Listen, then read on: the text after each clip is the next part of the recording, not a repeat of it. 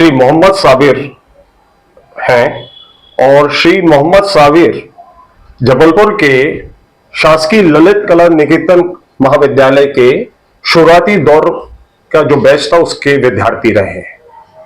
हम श्री मोहम्मद साबिर से उनकी कला यात्रा और खासतौर से जो जबलपुर में उन्होंने सिनेमा के पोस्टर बनाए उनके बारे में बात करेंगे। मोहम्मद साबिर जी, आपका स्वागत है। शुक्रिया।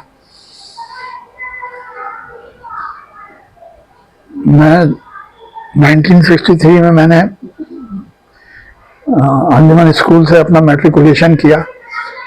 उसके बाद मेरी रुचि तो आर्ट में थी ही। हमारे एक टीचर थे जनाब दिलीप राजपूत, उन्होंने हमें रिकमेंड किया कि आपको कला निकेतन से एजुकेशन लेनी चाहिए, आपका आर्ट देख के उन्होंने मुझे रिकमेंड किया। तो मैंने 1963 में ज्वाइन किया कला निकेतन। वहाँ 5 साल मैंने डिप्लोमा किया। उसके तुरंत बाद ही मैं सिनेमा के पोस्टर मेकिंग में आ गया और उसे मैंने अपना व्यवसाय बनाया और पूरी जिंदगी उसी काम को मैंने किया। तो सिनेमा का जो पोस्टर बनाने का आपने काम की शुरुआत की जी, उसके लिए आपने पहले ही से स्वतंत्रता पूर्वक काम करना शुरू किया कि पहले आप किसी के साथ आपने इस काम को सीखा? एक्चुअली मैं स्कूल में पढ़ता भी था, साथ में शाम को वहाँ पे क्लासेस होती थी। दिन में मैं अपना एजुकेशन करता था और जब भी टाइम मिलता था तो यहाँ पे कुमार आर्ट करके एक बहुत ही सीनियर बैनर मेकर थे, उनका बहुत नाम था, बहुत अच्छा काम था उनका। तो हमारे बड़े पिताजी जो है वो प्लाजा सिनेमा में काम ऑपरेटर थे। वहाँ पे प्लाजा सिनेमा में ही पीछे कुमार साहब काम अपना किया करते थे, तो उन्होंने मुझे ले जाके उनसे मिलवाया था और तब से ही मेरी काम की शुरुआत हो गई थी।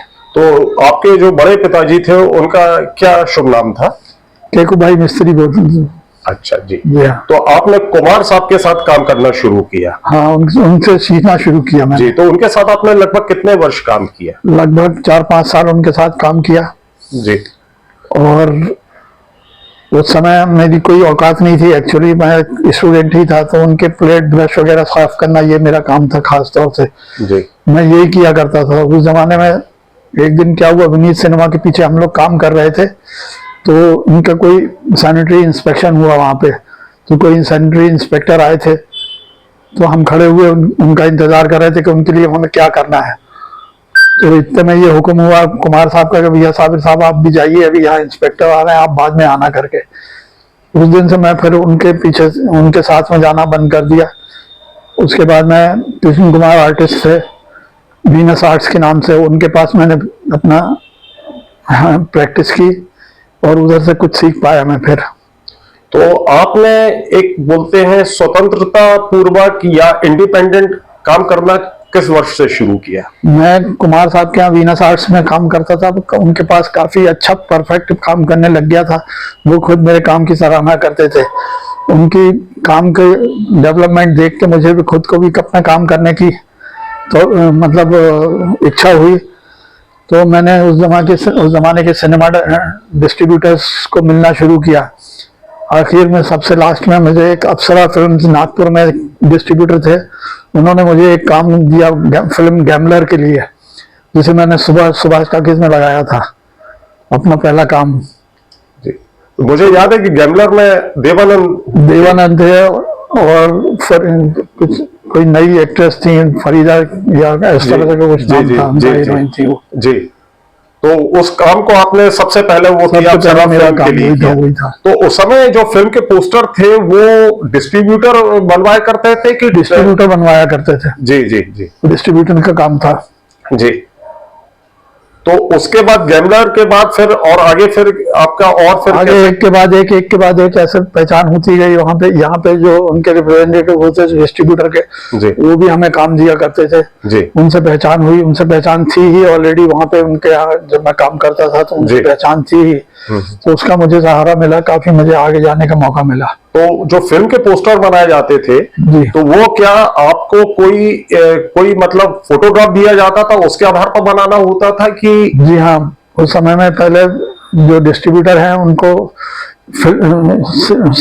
सिनेमा स्टिल्स आती थी, ब्लैक एंड व्हाइट फोटोग्राफ्स होते थे बड़े बड़े, वो डिफरेंट सीन्स फिल्म के जो थे उसके ऊपर आधारित होते थे, उनके फोटो होते थे। तो हम लोग उनको अपने ढंग से कंपोज करके अपने बैनर में, किसी का फेस बड़ा, किसी का छोटा, किसी का पूरा फुल साइज, किसी का सिर्फ हेड, इस तरह से अपने अपने तरह से उसको कंपोज करके डिस्प्ले किया करते थे।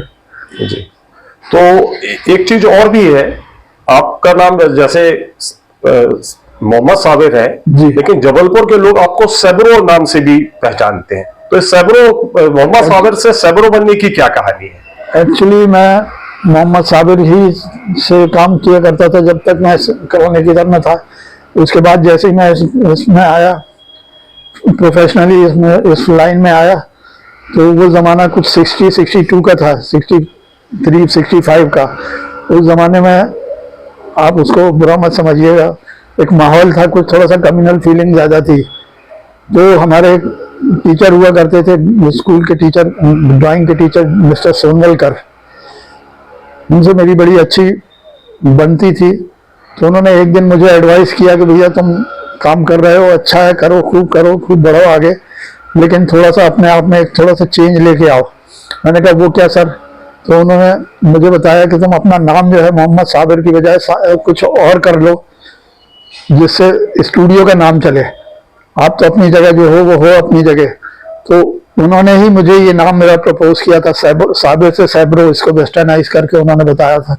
इवन मेरा जो लोगो था मेरे सैब्रो एडवर्टाइजिंग का, वो भी उन्होंने ही डिजाइन करने में मदद की थी मेरी, इसलिए मैं उन्हें हमेशा याद रखता हूँ। तो मैं अब आपको मोहम्मद साबिर से मैं सैब्रो ही कहूंगा। तो आप सैब्रो जी ये मुझे बताइए कि आपने लगभग कितने सालों तक फिल्मों के पोस्टर बनाए? मैंने लगभग 24 साल काम किया है इसमें। और इसमें आपको ऐसा कोई पोस्टर जो बहुत चुनौतीपूर्ण लगा हो, जिसको या यादगार आप मानते हो? बहुत सारे मैंने बड़े बड़े डेकोरेशन डिजाइन किए हैं। उसमें से जैसे मैं जिनमें मुझे बहुत मजा आया काम करने में, उसमें था देश प्रेमी, अमिताभ बच्चन की फिल्म थी, रीना रॉय की एक, संजीव कुमार की एक फिल्म थी, मेरे दिमाग से जानी दुश्मन जी। उस फिल्म के मैंने पोस्टर डिजाइन किए थे, जो लोगों ने बहुत पसंद किए थे। मुझे भी याद है, मुझे भी अपना वो काम याद आता है अक्सर। जी। तो एक चीज और मैं जानना चाहूंगा कि आपके पोस्टर तो जबलपुर में लगते थे जी, लेकिन इसके अलावा जबलपुर के बाहर भी आपके पोस्टरों का उपयोग किया जाता था? जी हाँ, बिल्कुल। क्या था कि यहाँ पे जो डिस्ट्रीब्यूटर उस जमाने में काफी हो गए थे जबलपुर के अंदर, जो पूरे सीपी सर्कल के अंदर उनके पिक्चर चला करते थे, तो वो यहाँ से बनवा कर वहाँ पे सिनेमास के लिए यहाँ से फोटो बनवा कर भेजा करते थे बैनर्स।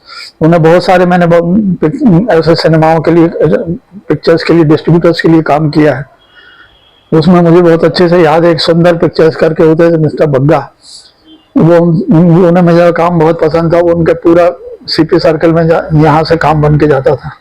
अच्छा, एक चीज हम लोग और जानना चाहते हैं कि उस समय पोस्टर बनाने की लागत लगभग कितनी आया करती थी? देखिए, लागत तो मैंने उस समय में कुछ चेक नहीं किया, पर मुझे जहां तक मालूम है, सबसे पहले मैंने जो पिक्चर का काम किया था उसमें मैंने ₹1.5 पर स्क्वायर फुट में, जिसमें कपड़ा, लकड़ी, पेंट, सारा सब हमारा लेबर, हमारे असिस्टेंट सारे सब उसी के अंदर आ जाते थे, और उसमें भी हम 2 पैसे कमा लेते थे। जी। ये रेट था उस समय। जी जी। तो नेचुरली थोड़ा सा कम ही उसके ऊपर खर्चे आते होंगे। जी। तो जैसा आपने बताया कि आपने गैम्बलर फिल्म का पहला पोस्टर बनाया था, जी। तो आपको ये भी याद होगा कि आपने आखिरी कौन सी फिल्म थी जिसका आपने आखिरी फिल्म का पोस्टर बनाया? आखिरी फिल्म सर, मैंने एक सूरज नाम की पिक्चर आई थी, यहाँ बिनी टाकीज में लगी थी, उसमें जितेंद्र कुमार थे, उनके लिए काम किया था। जी जी। अच्छा, इसके अलावा फिल्म के पोस्टर के अलावा भी आपने दूसरे भी कमर्शियल वर्क किए? हाँ, मैं सिनेमा, ये अपने दुकानों के बड़े बड़े बोर्ड्स, ग्लो साइंस, ये सब भी बनाया करता था। जी जी जी। कुछ पोर्ट्रेट्स लोगों के अलग से लोग पसंद करते थे कि हमारे फादर का, हमारे फलाने का बना दीजिए आप, जी। तो वो भी मैं किया करता था। तो जैसा कि एक तो आपने ये कमर्शियल आर्ट का काम किया, जी। तो आप क्योंकि कला के विद्यार्थी रहे हैं, कला निकेतन के विद्यार्थी रहे हैं, तो आपने कुछ फाइन आर्ट का भी काम किया है? जी, फाइन आर्ट में कुछ ऐसी छोटी मोटी पेंटिंगें बनाई थी, जो मैं वहाँ पे कला निकेतन में होते हुए अपने टीचर्स की गाइडलाइन में बनाई थी। वो कुछ एक आध दो कहीं रखी हैं, मेरे पास अभी भी है उसका, लेकिन मैंने कोई कमर्शियल यूज मुझे नहीं मिला, मैं कर पाया। एक्चुअली मैं पूरे टाइम अपने खुद के कमर्शियल काम में ही बिजी रहा करता था, बोर्ड्स, ये बैनर्स और ये सारे सब में, इसलिए उस तरफ जाने का मुझे ज्यादा टाइम नहीं मिला। मैंने बहुत ज्यादा एग्जीबिशन वगैरह भी नहीं की।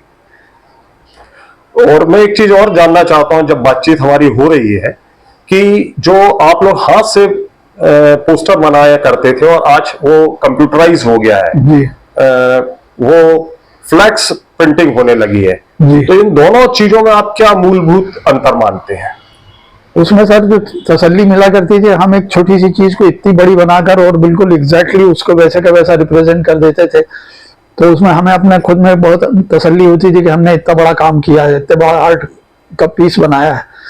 आज वो एक नहीं हजारों लोग करते हैं और हमें वो सेटिस्फेक्शन नहीं मिलता कि उनकी कला की कोई कीमत है, ऐसा पता नहीं लगता। वो कीमत है कंप्यूटर की। मतलब हाँ, अब कला उतनी महत्वपूर्ण नहीं रह गई, बल्कि नहीं। तकनीक ज्यादा महत्वपूर्ण। बिल्कुल, तकनीक ज्यादा महत्वपूर्ण हो गई है, जी। कला उतनी महत्वपूर्ण नहीं रही। जी जी। तो आपने ये जो कमर्शियल वर्क है, ये आपने कब तक किया? इस समय आपकी उम्र लगभग 76 साल है। हाँ, लगभग मैंने 65 साल की उम्र तक किया। ये 65 साल की उम्र तक आपने किया है काम। जी इसके अलावा मेरे अपने होर्डिंग्स होते थे सब जगह, पूरे अपने जबलपुर के अंदर, जी जी जी जबलपुर के आसपास भी बहुत बड़े बड़े होर्डिंग होते थे। जी। वो मैं लेट आउट किया करता था मंथली या ईयरली बेसिस पे या जी वीकली बेसिस पे। जी सिनेमा वालों को भी ये पिक्चर्स, उनकी पब्लिसिटी के लिए ये होर्डिंग में लेट आउट किया करता था। जी। तो आज आपने हमसे एक संक्षिप्त बातचीत की और मुझे लगता है कि आपकी बातचीत हमारे जो नए कलाकार हैं उस समय के दौर के बारे में आपने जो बताया वो उनके लिए काफी महत्वपूर्ण होगी। नॉर्मली लोग इंटरव्यूज में ये पूछा करते हैं कि आप नए लोगों के लिए कुछ कहना चाहेंगे क्या? तो आप बताइए, नए लोगों के लिए आप क्या कहना चाहेंगे? मैं केवल ये कहना चाहूंगा कि मैंने अपने लाइफ में काफी काम किया, काफी स्ट्रगल करके चीजों को सीखा जी। और उसको डिस्प्ले भी किया, जी। लेकिन मेरी जिंदगी का सबसे बड़ा अफसोस ये है कि मुझसे सीखने वाले लोग नहीं निकले। जो कला मेरे पास है मैं उनको देना चाहता था, वैसा कोई लेकर जाने वाला मेरा कोई ऐसा नाम आज याद नहीं आता कि जिसको मैं कह सकूं कि ये आदमी ने मुझसे कला को सीखा है। तो इसके लिए क्या आप जो वो नौजवान जो आपके पास सीखना है, तो उनके समर्पण या डेडिकेशन की कमी मानते हैं? नहीं, एक्चुअली वो वक्त की कहानी थी। वो तो आदमी जैसे ही कुछ सीखता है तुरंत उसमें कुछ कमा के अपनी लाइफ चलाना चाहता है, ये नेचर है आदमी का। इसके लिए मुझे ऊपर किसी से कोई शिकायत नहीं है, ये नेचर है आदमी का। आदमी इसी तरह से आगे जाता है जिंदगी में, अपने जिंदगी को संभालता है। तो एक डिससेटिस्फेक्शन अलग है और एक शिकायत अलग है।